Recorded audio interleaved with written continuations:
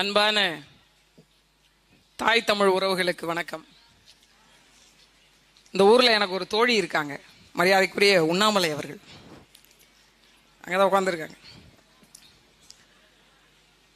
வரும்போதே நாங்க ஒவ்வொரு ஊரா பரப்புரை செய்து கொண்டு வரும்போது புதிய கருவாச்சி, பிறகு பழைய கருவாச்சி, இந்த ரெண்டு ஊருக்கு இடைப்பட்ட தூரத்துல ஒரு பெரிய அத்துவான காடு, ஒரு கதையில கேள்விப்பட்டிருக்கோம். ஒரு பெரிய மலை இருக்கும், ஒரு அத்துவான காடு, இரு பக்கமும் ரொம்ப பயங்கரமான ஒரு இருட்டு, அந்த வழியில பயணம் அப்படின்ற மாதிரி கதைகள்ல படிச்சிருப்போம். அந்த மாதிரிதான் இருந்தது. ஒரு தெருவிளக்கு கிடையாது, ஒரு தெருவிளக்கு கிடையாது. ஆனா இருக்கிற மலை, கல்லு, மண்ணு, முட்டு, ஒரு உடஞ்சு கிடக்கிற பானை, அதுல வரைக்கும் எழுதி வச்சிருக்காங்க உதயசூரியன் சின்னத்தை. உண்மையில் சொல்ல போனால் ஒரு தேர்தலை மக்கள் எப்படி அணுக வேண்டும், எதற்கு தேர்தல் வருகிறது, ஏன் நாம் வாக்கு செலுத்த வேண்டும் என்கிற புரிதலே நமக்கு பல பேருக்கு இல்லை. இப்ப இதே பகுதியில், இந்த பகுதியில் இதுல இருந்து ஒரு 100 மீட்டர் 200 மீட்டர் போனா பெரிய கொல்லைன்னு ஒரு ஊர் இருக்கா? அந்த ஊர்ல தண்ணி இருக்காம்மா? உங்க ஊராட்சியில மொத்தமாவே எத்தனை குடிநீர் தொட்டிகள் இருக்கா? ஒரு குடிக்கின்ற தண்ணீருக்காக 50 ஆண்டுகளுக்கு மேலாகியும் அடிப்படை வசதியான குடிநீருக்கும் மருத்துவத்துக்குமே இங்க படாத பாடு படுகிறோம் என்றால், நம்ம வீட்டுல எல்லாம் எதுக்கு உதயசூரியன் சின்னம், எதுக்கு ரெட்டலை சின்னம், எதுக்கு மாம்பழ சின்னம், எதுக்கு கதிரதிவாளி, எதுக்கு இதுக்கெல்லாம்? அதிகபட்சமாகவே இந்த மக்கள் நாம் அடிப்படையாக கோருவது என்ன? ஒரு சாலை, நல்ல கல்வி, குடிக்க குடிநீர், படித்து விட்ட வந்த பிறகு ஒரு வேலை. இங்க இருக்கக்கூடிய எந்த இளைஞன் இங்க இருக்கக்கூடிய நிலம் வளம் சார்ந்த தொழிற்சாலையில் வேலை செய்யறாங்க, படிச்ச அவ்வளவு பேரும் சென்னைக்கு, பாண்டிச்சேரிக்கு வேலை தேடி போக வேண்டிய சூழல் இருக்கா இல்லையா? அப்ப எப்படிப்பட்ட ஒரு வாழ்க்கையை இங்குள்ள மக்கள் நாம் வாழ்ந்து கொண்டிருக்கிறோம்? இங்க இருக்கக்கூடிய ஒரே ஒரு ஆஸ்பத்திரி இருக்கு, ஒரே ஒரு மருத்துவமனை, கிட்டத்தட்ட 5-6 கிராமத்திற்கான ஒரு மருத்துவமனை. அந்த மருத்துவமனையில வாரத்துக்கு ஒரு தடவை தான் டாக்டரே வர்றாங்க, பிரசவம் பார்க்கிற டாக்டர். வாரத்துக்கு ஒரு தடவை, அந்த ஒரு நாள் மட்டும்தான் பெண்களுக்கான, கருவுற்ற பெண்களுக்கான பரிசோதனையே நடக்கும். இப்படி அடிப்படை வசதிகள் கூட இல்லாத இந்த பகுதிக்கு நோட்டு புத்தகத்தை தூக்கிட்டு கட்சிக்காரர்கள் வர்றாங்க.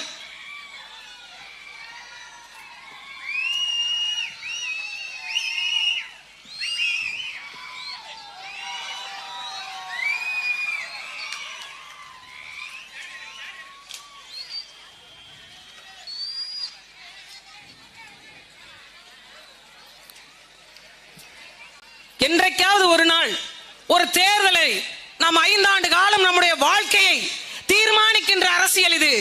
நம் பிள்ளைகள் நல்லபடியாக படிக்க வேண்டும் என்பதற்கான கல்வியை யார் தருவார்? நல்ல மருத்துவத்தை யார் தருவார்? தூய குடிநீரை அவர் வந்தா தருவாரா? என் பிரச்சனை அவருக்கு தெரியுமா? எனக்காக சட்டமன்றத்தில் போய் பேசுவாரா? இவர் எத்தனை காலம் எனக்காக போராடி இருக்கிறார், என் தளத்திற்காக நின்றிருக்கிறார், இந்த நிலத்தை வளத்தை பாதுகாக்க இவர் பேசி இருக்கிறார். என்னைக்காச்சும் பார்த்திருக்கமா? பார்த்திருந்தா ஐயா ஸ்டாலினுக்கெல்லாம் ஓட்டு போட்டு முதலமைச்சர் ஆக்கியிருப்போமா? என்ன பேசி இருக்கிறார்? இதுவரைக்கும் ஏதாவது ஒரு இடத்தில் மக்களுடைய பிரச்சனைக்காக இந்த கட்சிகள் நின்றிருக்கிறதா? நமக்கு அதிகபட்சமா என்ன? சாதியை சொல்லி அதற்கான வாக்கு, மதத்தை சொல்லி அதற்கான வாக்கு, இப்படித்தானே கட்டமைக்கப்பட்டிருக்கோம். நீங்கள் வாக்கு செலுத்திய சாதிக்காரரே வென்று வந்தாலும் கூட படித்த பிள்ளைகளுக்கு பணம் கொடுத்தால் மட்டும்தான் வேலை. ஆமாவா இல்லையா?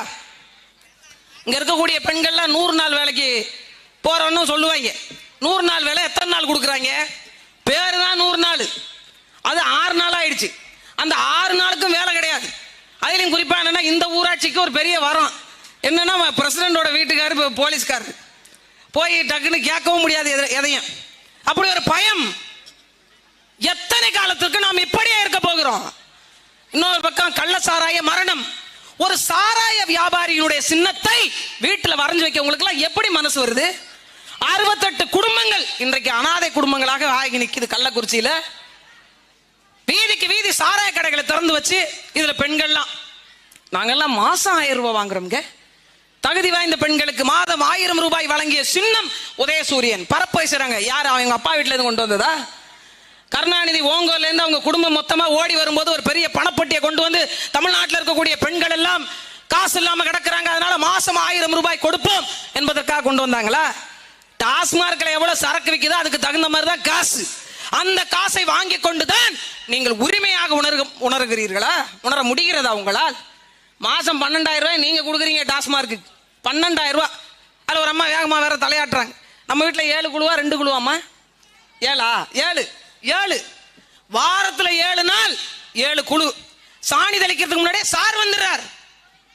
நீங்கள் உழைக்கின்ற காசை கடனுக்கு கட்டுவீங்களா, கல்விக்கு கட்டுவீங்களா, மருத்துவம் பார்ப்பீங்களா, தண்ணீருக்கு கட்டுவீங்களா, சாலை இல்லையன் போராடுவீங்களா, வேலை வாய்ப்புக்கு பேசுவீங்களா? எதை செய்ய முடியும்? எதையும் செய்ய முடியாது. ஏன்?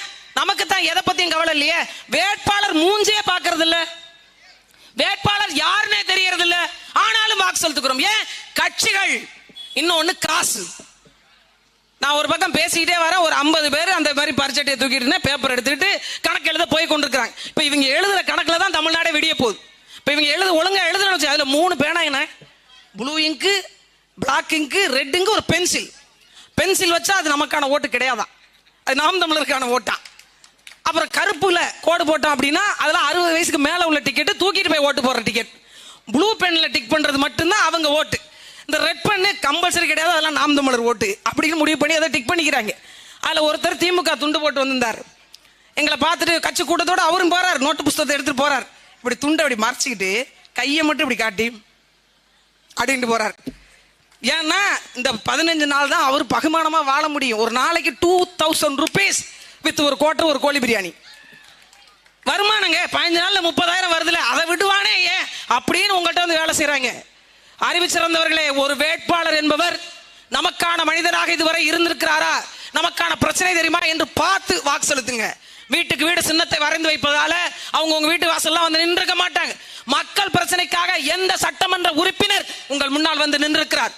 படித்தவர்களுக்கான வேலை, பெண்களுக்கான பாதுகாப்பு, உள்ளூரிலே நிலம் வளம் சார்ந்த தொழிற்சாலை, அதன் மூலமாக பெண்களுக்கு வேலை, கடன் இல்லாத வாழ்வு, நல்ல சாலை, சரியான குடிநீர் வசதி, குடிசைகளே இல்லாத பகுதியாக மாற்றி கொடுத்தல் என்று பல்வேறு நலத்திட்டங்களை வைத்து எளிய பிள்ளைகள் நல்ல அரசியலை செய்ய, நேர்மையான அரசியலை செய்ய, தூய்மையான அரசியலை செய்ய உங்கள் முன்னால் வந்து நிற்கிறோம்.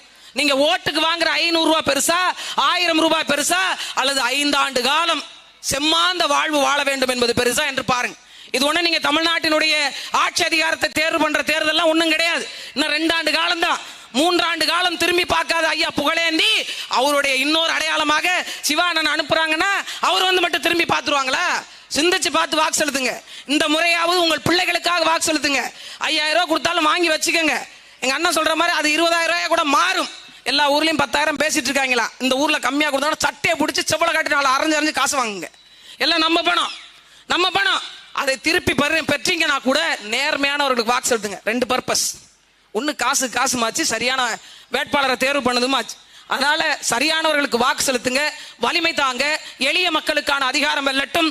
ஒரு சாதாரண குடும்பத்தை சேர்ந்த பெண்களும் சட்டமன்றத்துக்கு போய் நமக்கான உரிமைகளை பேச முடியும் என்பதற்கு பேர் தான் புரட்சி. அப்படி எளிய மக்களுக்கான அரசியல் புரட்சியாக நாம் தமிழர் கட்சி இந்த விக்கிரவாண்டி இடைத்தேர்தலில் உங்கள் வீட்டு பிள்ளை மருத்துவர் தங்கள் அபிநயாவே உங்களுக்கு வேட்பாளராக நிறுத்தி இருக்கிறோம். வாக்கு பெட்டியில 2வது பட்டன், 2வது பொத்தான அழுத்துங்க. ஒரு மிகப்பெரிய ஒரு மாற்றத்தை விக்கிரவாண்டி மண்ணிலிருந்து தொடங்கி தமிழ்நாட்டினுடைய வெற்றியினுடைய தொடக்கமாக ஒட்டுமொத்த தமிழ் மக்களுக்குமான ஒரு தமிழர் நிலத்தை தமிழன் ஆள வேண்டும் என்கிற ஒரு மாண்புக்கான முதல் தொடக்கமாக விக்கிரவாண்டியினுடைய இடைத்தேர்தல் முடிவு அமையட்டும். எல்லோரும் ஒன்று சேர்ந்து வாக்கு செலுத்துங்கள். எளிய மக்களுக்கான அதிகாரம் வெல்லட்டும். நன்றி, வணக்கம். நாம் தமிழர்.